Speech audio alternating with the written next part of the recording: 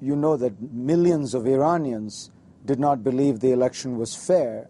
But this is not, Western press's view that the election was fraudulent. This is the view of the former president of Iran, Mohammad Khatami. This is the view of former Prime Minister Rafsanjani, who is the head of the Guardian Council.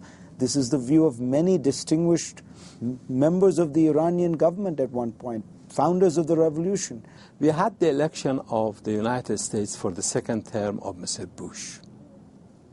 There was some protesting to the result of the election.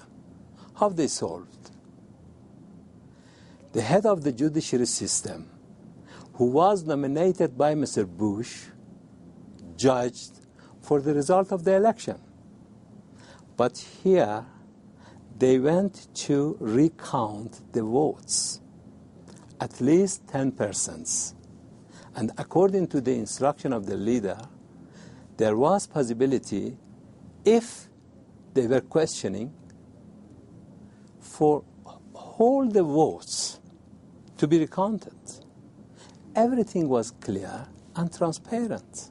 One way you have dealt with these protests is by a very fierce crackdown. For those who are coming to the street, firing, killing, shooting by the guns and other things, there are no reports that the protesters were shooting, firing. There are reports that the Basij and the Revolutionary Guard were doing that.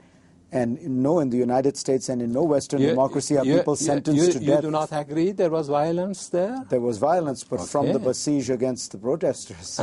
Now, let me ask you this. You mean the Basij was firing on the innocent banks, people, the mosque, the buildings, and destroying everything in the street? That was the Basij?